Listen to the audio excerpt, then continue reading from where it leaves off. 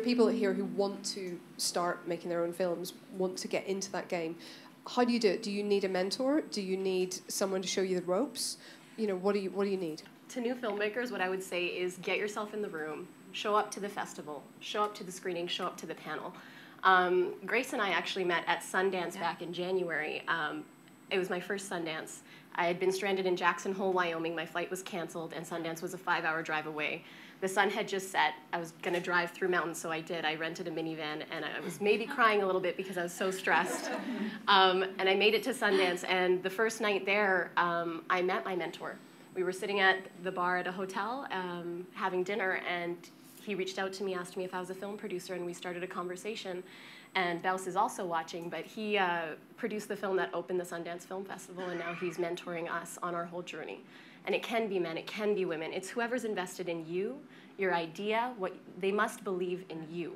And you must show up and follow through. So that would be my advice to beginning filmmakers. And don't be afraid to ask. That's the thing. Don't be afraid to ask someone to be your mentor, because I love being asked, and I love doing it, and I think we can be a little bit intimidated sometimes, so I would just go for it. Yeah, I think also a lot of the time success is reported on, and they've won this award and they've done this, and look at their amazing showreel. But for me, I'm more inspired by hearing about the rejection stories, and a lot of, like, I get a lot of people saying, but how do you go, like, as just a person with no contacts up to a Discovery or a Nat Geo or a PBS and say, buy my series, you don't know me, but you know, let's have a meeting at MIP.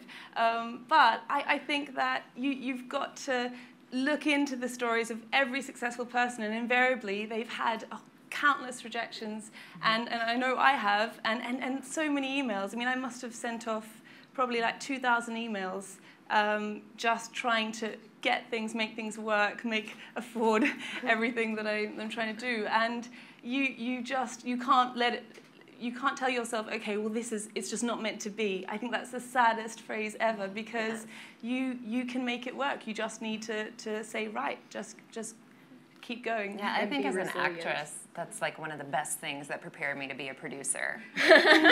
Because as actors, often we say, you got to get 99 no's before you get 1 yes, 99 auditions before you book that one role.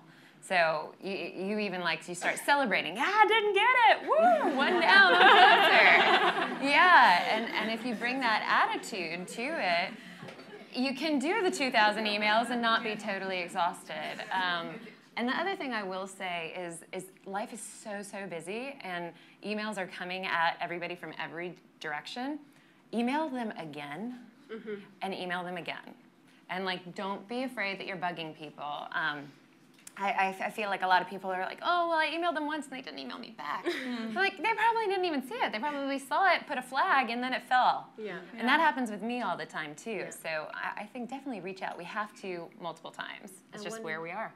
One more thing I would add around the financing is, for young filmmakers, financing always seems like this big mountain in front of you.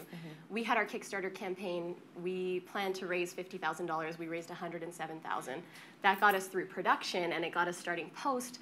But then we had to start putting out funding, pitch proposals to a number of investors. That number hit 3, that number hit 4, that number hit 5. Within 6 weeks, we had gotten numerous rejections. But the persistence and resilience in that moment is what got us our finishing funds. So you just have to keep going, and don't be scared of money. Money is such an integral part of this industry. It's equally as important, if not, no, it is not more important than the creative end. But I would say it's equally as important, because it is what's going to help your film speak to the audiences it needs to speak to. So don't be intimidated by money. There's no point.